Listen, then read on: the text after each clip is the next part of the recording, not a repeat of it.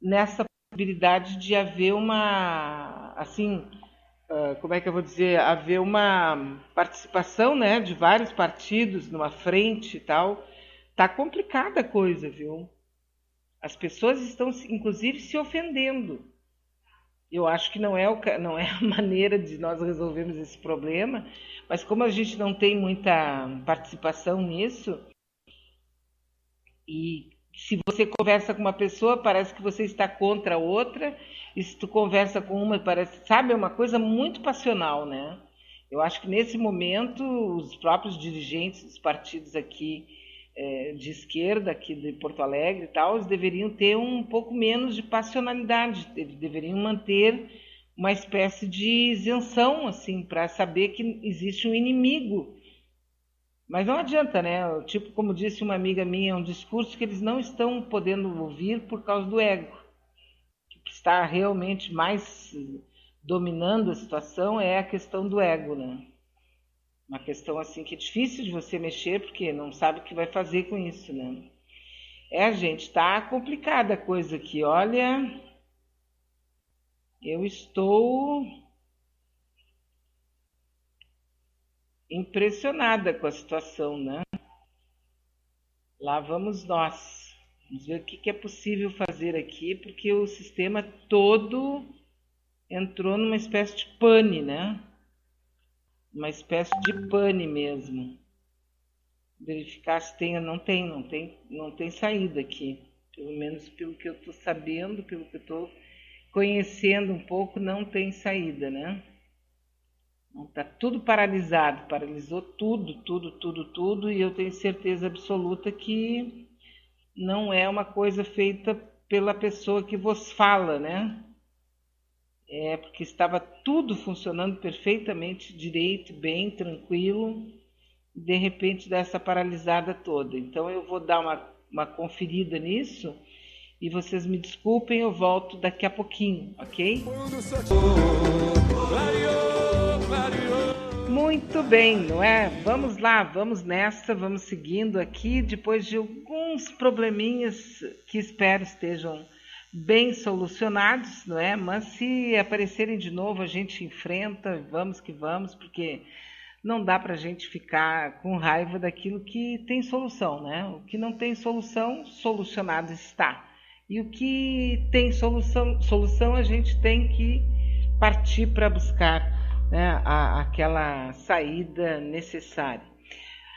Eu estava conversando com as amigas e com os amigos aqui na nossa rádio web Manaua, a Voz da Resistência, e queria aproveitar para mandar aqui um parabéns para Carlinda, que está de aniversário agora.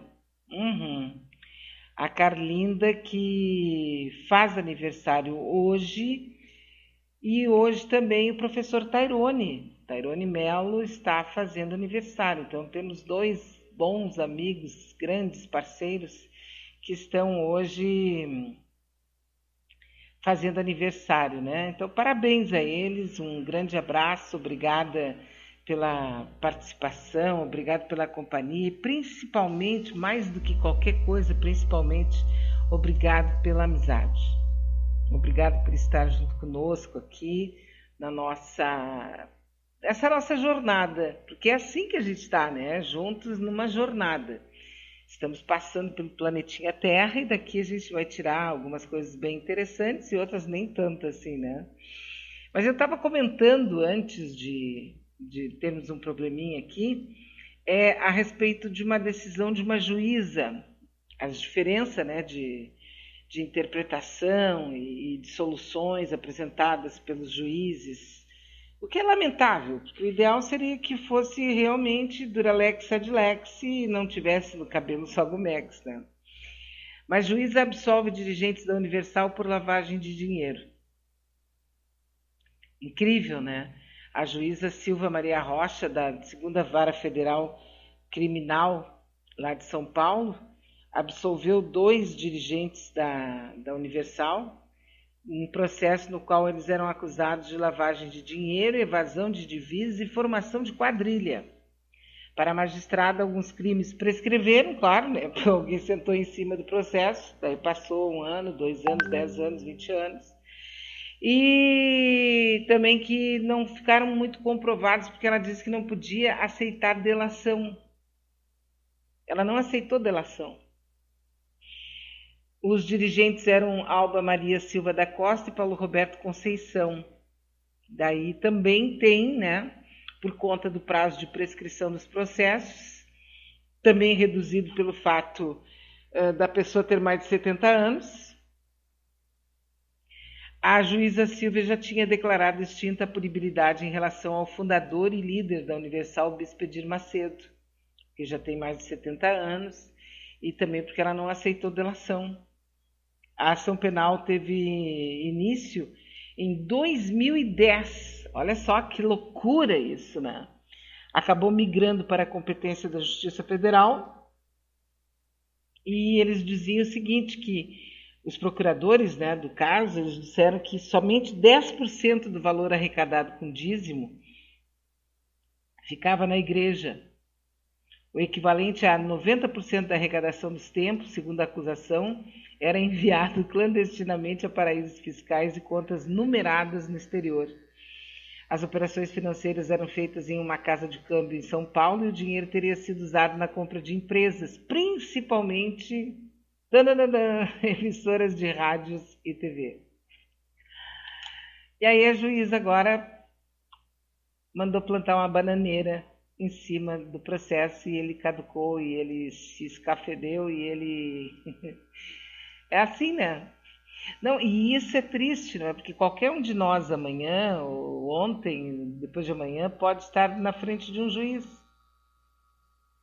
E é triste, mas é muito triste. É assim, olha, é arrasador você ter essa sensação,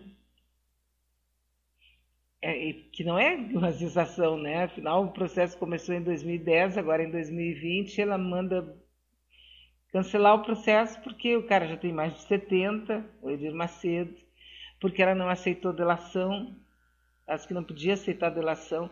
E o negócio é tão absurdo assim, gente, sabe? Que não é uma questão apenas de você ser a favor ou contra A ou B, é olhando o negócio como funciona, né?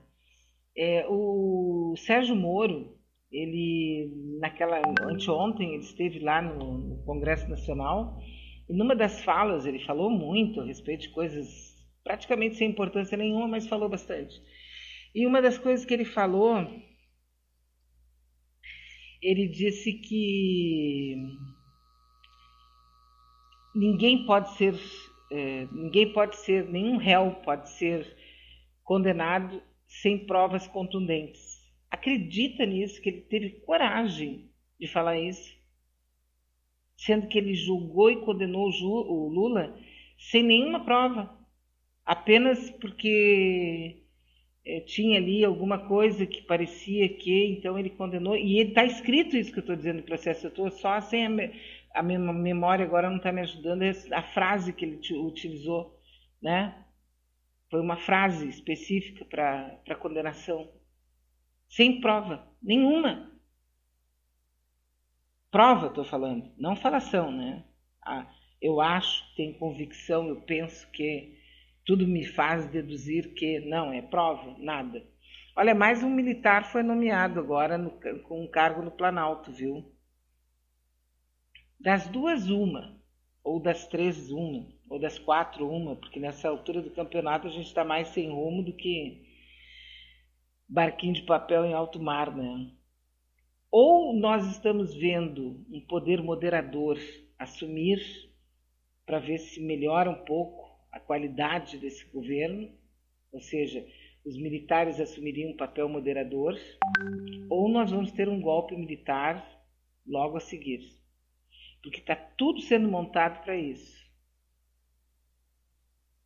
Eu não quero achar que A ou B ou C, porque eu não sei. O futuro é que vai mostrar. Eu tenho dito para todo mundo aqui, tenho falado onde eu posso, que quem conhece só 1% da Escola Superior de Guerra não pode acreditar no que está acontecendo, no que esses militares estão aceitando. Parece assim pesadelo, né? Quem conhece, obviamente, 1% só 0,5% da Escola Superior de Guerra consegue entender o que esses militares que estão submetidos a um capitão, que nem capitão era, ele só chegou ao posto de capitão porque né, foi para a reserva, passando para a reserva sobe um posto. Eles estão ali, os generais submetidos, os generais, os grandes figuras da Marinha estão submetidas a um... Isso é muito difícil. Agora, tem duas alternativas, assim, pelo menos na minha visão, bem tosca, né? Ou eles vão exercer um papel moderador, porque também a gente pode pensar o seguinte, bom, tem a ala dos olavistas e tem a ala dos militares. Só que, em função dos olavistas, eles estão instituindo escolas militares em todos os... Querem até, já começaram a falar em universidades militares. O que é uma bobajada, mas tudo bem, eles têm essa ideia meio de jirico lá da década de 50 na cabeça, né? Mas ou eles estão exercendo um papel moderador para tirar um pouquinho essa ideia da década de 50, que está aí, né? Que é junto com o Olavo de Carvalho, contra vacinas, contra a ciência, contra a cultura, contra tudo, eles são contra tudo. É inacreditável, assim, quando a gente para um pouquinho só para pensar. Ou eles exercem um papel moderador, ou eles estão plantando ou já deram um golpe mesmo de militar e a gente nem está sabendo, né? Porque eles estão assumindo praticamente todas as áreas e as áreas mais importantes do governo. Dizem que o Weintraub, eles estão ajeitando um jeito de tirá-lo sem um impacto, sem um trauma, né? Parece que já tem uma decisão no governo de tirar o ministro da Educação, afastar o ministro da Educação, mas eles querem fazer de forma discreta, sem trauma. Eu acho que é impossível, né? Porque o cara é um mega louco, né? Então acho difícil. Mas só para você saber, né? Agora tem mais um político, agora é da Marinha, secretário especial para assuntos estratégicos, assumiu o cargo agora de manhã. É isso aí, né? Enquanto Lula visita o Papa, Bolsonaro vai ao encontro dos evangélicos. Que coisa, é outra parte que a gente fica imaginando, o que é isso, né? O Papa sempre conversou com todo mundo, é óbvio que a conversa dele com o Lula tem um aspecto simbólico, afinal de contas o Lula tirou muita gente da fome e o Papa fala muito sobre isso, desigualdade social e tudo mais, não é? E obviamente que tem não tem como fugir disso, mas é uma luta assim, violentíssima. E agora, por exemplo, a revista Veja, ela mostrou mais uma vez uma pesquisa que dá o Bolsonaro empatado com o Lula para 2022. Agora vocês imaginem, amigas, amigos, quantos anos o Lula vem sendo desprestigiado, vem sendo achincalhado, já foi preso, já passou por tudo que passou, e mesmo assim, ele ainda está empatado com um cara que todo mundo baba na gravata quando fala dele, que é o Bolsonaro, né? Os apresentadores aí de rádio e TV babam na gravata de prazer quando falam no Bolsonaro, no 38ão. Me mandaram um áudio de um camarada aí falando do Bolsonaro e falando do 38ão do Bolsonaro. Ficou muito chato aquilo, sabe? Ficou extremamente chato, porque era uma coisa muito assim, muito... sei lá, né? Muito sei lá. É melhor nem falar o que a gente pensa, né? Mas ele falando do 38ão do Bolsonaro foi muito louco. Ficar ouvindo o cara dizendo aquilo, né? Mas são fetiches, eu acho que tem fetiche no meio, sinceramente. Até vou perguntar pro Dr. Maia, porque assim, ó, tu pensa num cara, tá? Tu olha pro cara, tu vê ali um cidadão, um camarada, uma pessoa que é um líder, né? Agora, quando tu começa a falar do 38ão dele, que as pessoas têm medo do 38ão do Bolsonaro, que o Bolsonaro significa o 38ão, que não dá nem para imaginar, quando pensa no Bolsonaro, já imagina um 38. Eu achei aquilo muito significativo, sabe?